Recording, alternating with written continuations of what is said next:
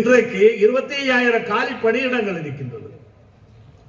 இப்ப கூட ஒரு அரசாணை போடப்பட்டிருக்கிறது. அரசாணை 123 என்ற அரசாணை கடந்த ஒரு வாரத்திற்கு முன்னால் போடப்பட்டிருக்கிறது. அந்த அரசாணையிலே என்ன சொல்கிறார்கள்? நடத்துனர் காலி பணியிடங்கள் 5,400 இருக்கின்றது.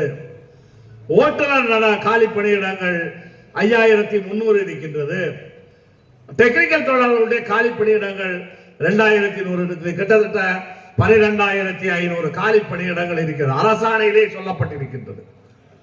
அதில் ரிசர்வை அவர்கள் மறைத்து விட்டார்கள். ரிசர்வ் தொழிலாளிகளையும் சேர்த்தா 25,000 பேர். இருந்தாலும் கூட அரசாங்கமே என்ன சொல்கிறது என்றால் இன்றைக்கு 12,500 காலி பணியிடங்கள் இருக்கிறது என்று அரசாணை போட்டுவிட்டு அந்த அரசாணையில் என்ன சொல்கிறார்கள்?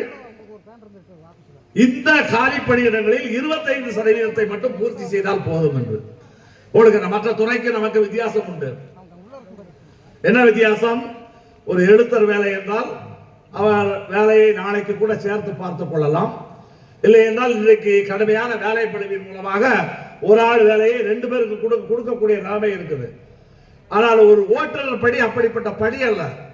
ஒரு வண்டியை ஒரு நேரத்தில் ஒரு ஓட்டுநர் தான் ஓட்ட முடியும். அதே மாதிரி ஒரு நடத்துனர் தான் பார்க்க முடியும்.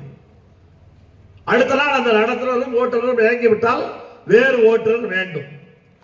அப்படி பட்டவர்த்தனமாக தெரிந்த விஷயத்திலே கூட 25% காலி பணியிடங்களை நிரப்பினால் போதும் என்று அரசாங்கம் அரசாணை போடுகிறார் என்றால் அதனுடைய அமைச்சர் என்ன சொல்கிறார்?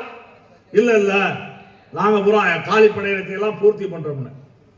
நீங்க 10,000 20,000 காலி பணியிடங்களை வைத்துக் கொண்டு எப்படி முழுமையாக எல்லா பேருந்துகளையும் இயக்க முடியும்?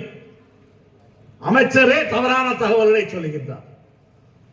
அதை தவறான தகவல்களை சொல்லி அரசாணையை வெளியிடப்படுகிறது. அதுதான் இன்னைக்கு கொடுமையான விஷயம்.